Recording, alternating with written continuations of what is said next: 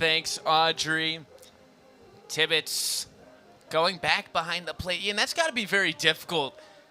He has the experience, as Audrey said, but obviously 2 years away from it, donning the catcher's gear again, that's not the easiest of transitions. And it's a completely different role. As a catcher, you're like the motor of the entire defense and the game itself, working with the pitcher, communicating back with the coaching staff. And at first base, it's a completely different game. You got to be on your feet, ready for anything that comes at you. And it's a difference in control. You're in control behind the plate. You're not in control at first base. And Tibbetts has a little bit of a taste at each position.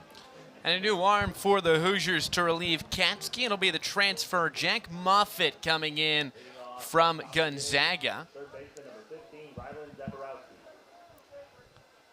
Moffitt, the guy that hadn't had the best statistical season in his last year, 7.34 ERA across his innings with the Bulldogs.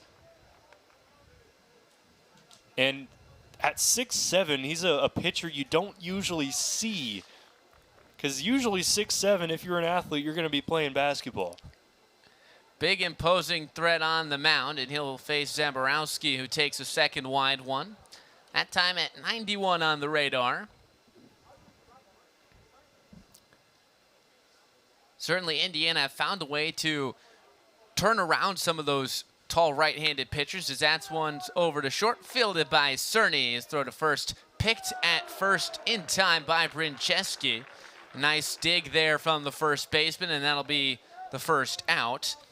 But going back to Moffitt and Indiana's pitching, I mean, you look at a guy like Luke Sennard last year, who was the ace of the staff, had the most strikeouts in a season, 114 of them. He was a 6'8" transfer. A guy with a little bit of experience, had some struggles, but again, really able to figure out how to get that long motion all sorted out, as that's promptly hit up the middle by Novak, and that'll be a base knock. And with pitchers with a frame like Moffitt at 6'7", it's going to be a little bit of an issue with stamina. Yes, today, obviously, Indiana's going to be cycling through a bunch of pitchers, and Moffitt's not going to be out on the mound for too long. But later in the season, it'll be something to keep an eye on if he can locate his pitches as innings go on. Baker over to second. This could be 2, 4, 6, 3, the double play. From Burkle to Cerny over to Brincheski, and a very quick 1-2-3 inning for Moffitt. Just a grounder right into the positioning of Burkle, flip to Cerny, and a dart to first. Indiana's double play defense was ready, and they executed perfectly. Quick inning for the Hoosiers, another 0 on the board. We head to the bottom of the fourth inning here in Bloomington. It's 4-2 Hoosiers. You're watching Big Ten Baseball on Big Ten Plus. Back here in Bloomington, 4-2 Indiana lead over Miami of Ohio. Preissel back on the mound for Miami. Got 3 straight outs in relief the last frame after Indiana put 3 on the board on a big homer by Josh Pine, and that made the difference so far today. It's been all extra base hits today. A few doubles off the wall, a couple of homers, 3 of them today, and the bats are working. If you're just tuning in, Zach McDonald of Miami got the scoring started in the first with the solo homer. Indiana tied it up on a sac fly in the second. Or in the bottom of the first, I should say. Evan Applewick, a long solo shot, made it 2-1 Miami before Josh Pine hit a 3-run shot in the last frame, and that made it 4-2, which is where we stand here in the fourth. First pitch in there for a strike to Joey Brincheski. Brincheski, a switch hitter, and his first at-bat hit from the left side, now on the right side. Grounded out to second his first time.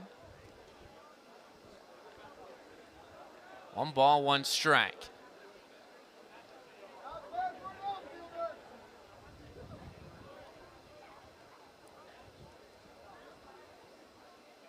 Preissel set, kicks, and fires. A wing and a miss by Brincheski. Preissel, again, a strong bottom half of the third. Ended on 2 strikeouts. Ahead in the count here on Brincheski. The 1-2. Swing and fouled. Back towards the screen. Do it again at 1-2. Brincheski just got the least amount of bat on that ball that you could possibly get, and he stays alive here.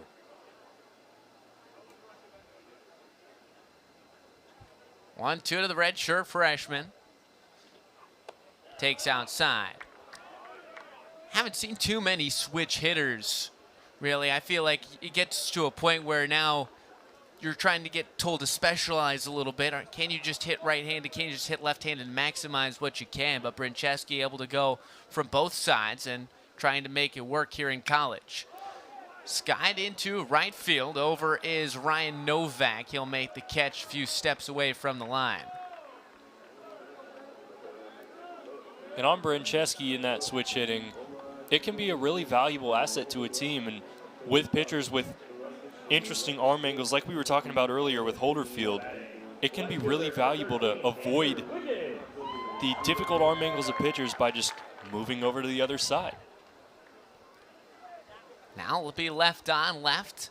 Preissel against Wiggins. Swings and misses. A bit uncomfortable with that hack. Wiggins hit the sac fly in the second. That squared the ball game up at 1. 2 productive plate appearances to start his Indiana career as he takes a called strike 2. Had the double against George Mason in his debut, and then a sac fly to get a run home here today.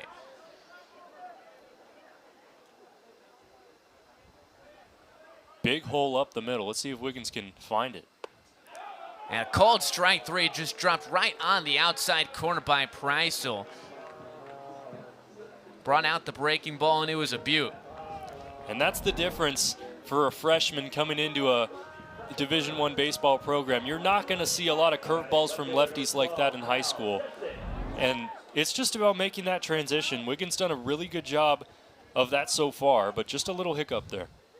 First pitch in there for a called strike to Sefcik. Flew out to center his last time. To your point, that's the thing about the transition from high school to college. It's a bigger gap than I think people realize at some point, especially when you see a guy like Devin Taylor or other freshmen who are able to star so quickly. But I mean, you're seeing a lot of jump in velocity, and especially the breaking stuff. The difference between high school and college, that is a big jump in the stuff you're facing at the plate. And that's what easing a player into Division I baseball does, and that's what a game like this is for. Sefcik swings and misses ahead of that one. 1 ball, 2 strikes to another freshman for the Hoosiers.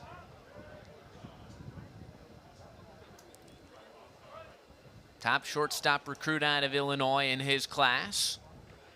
1-2. That one slips out of the hand a bit for Preissel and misses high.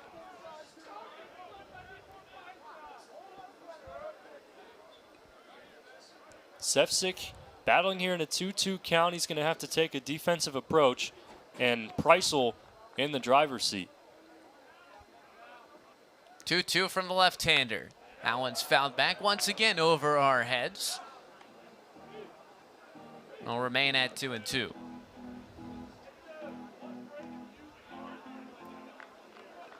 I might see Preissel go back to that breaking ball. He's gone with the high fastball a little bit throughout the past few at-bats, but that breaking ball low has been his bread and butter today. Looking for a 1-2-3, and that time misses outside, and the count will go full. 9-hole hitting Burkle stands on deck for the Hoosiers.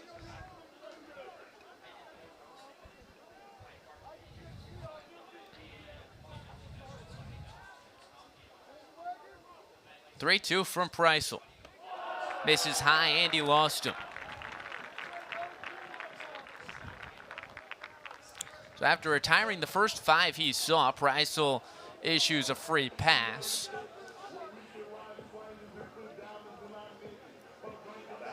And if anything, that will bring up Burkle here, but even if Burkle doesn't make it past this at bat, Indiana will start out the next inning with the top of the lineup. So no transition from 9 back to 1.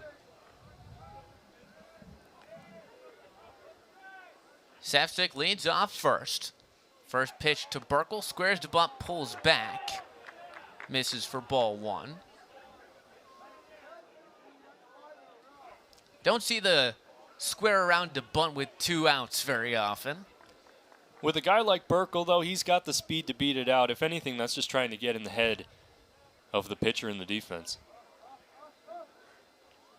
1-0 drops in there for a called strike. And to that point, Zaborowski take one extra step in on his first set. He's now about in line with the third base bag. It's just one more thing to think about out there.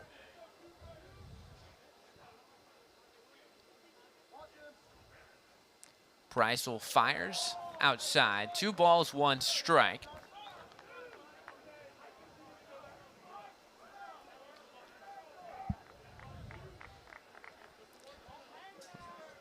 Preissel so far, inning and 2/3.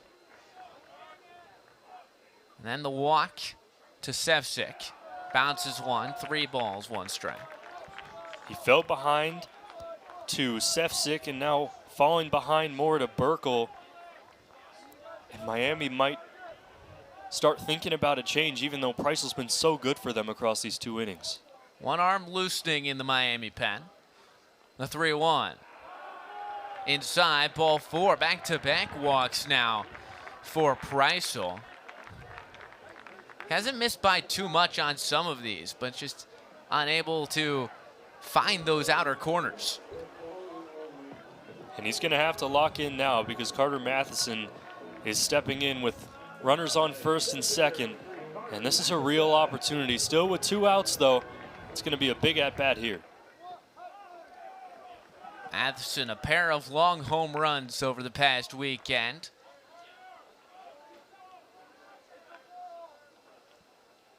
Huge power in that left-handed bat as he misses outside, does Preissel. Certainly you understand trying to avoid that big power, but again, unable to get the chase.